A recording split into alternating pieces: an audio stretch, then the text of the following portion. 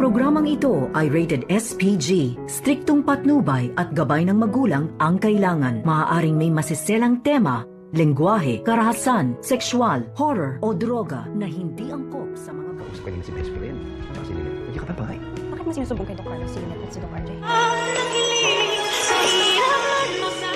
Narito na nga ang ating pakaabangan ngayong Sabado sa Abot Kamay na Pangarap. Gusto nga pumunta ni Lynette dito sa Apex Hospital at inaya nga dito ni Carlos. At dito naman na sinabi ni Carlos kay Lynette na kung bakit kinakailangan pa daw nilang pumunta roon.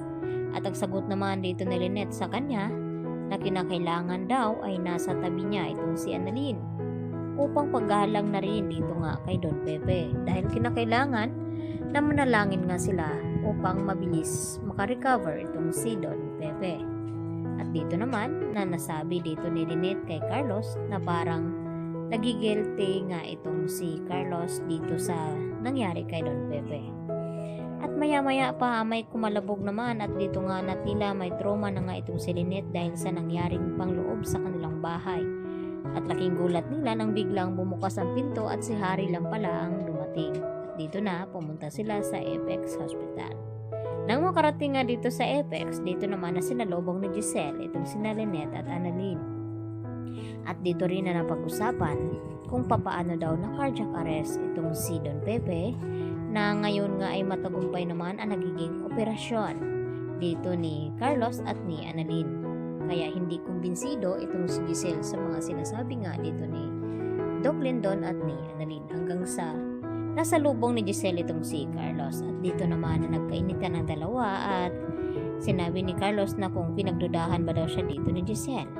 Dito naman na sinabi ni Giselle kay Carlos na sana ay hindi nagsisinungaling itong si Carlos. Hanggang sa nag-usap din itong si Ray at itong si RJ kung hindi lang sana nawala ang kanyang memorya, tiyak na siya daw ang magagamot dito nga kay Don Pepe. At sagot naman dito ni Ray na hindi imposible iyon dahil pinakamagaling nga itong si Doc RJ na bilang neurosurgeon.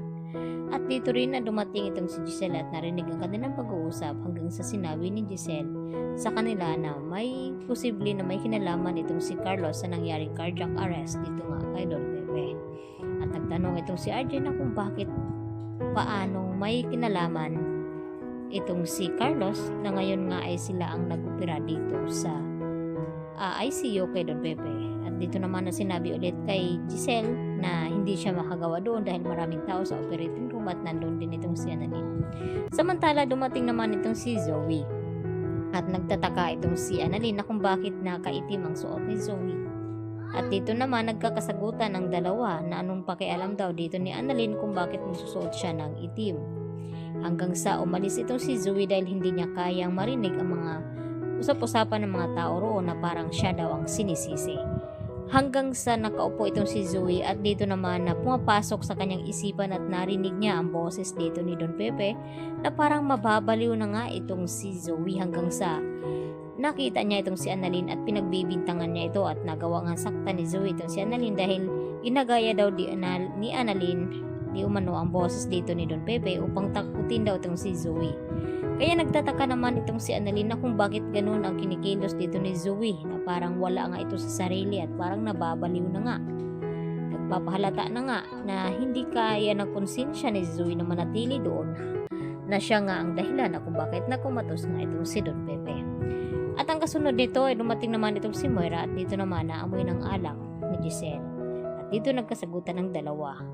Samantala nakita naman ni Michael na nag-uusap itong si RJ at Lynette at agad din ay sinumbong dito kay Carlos.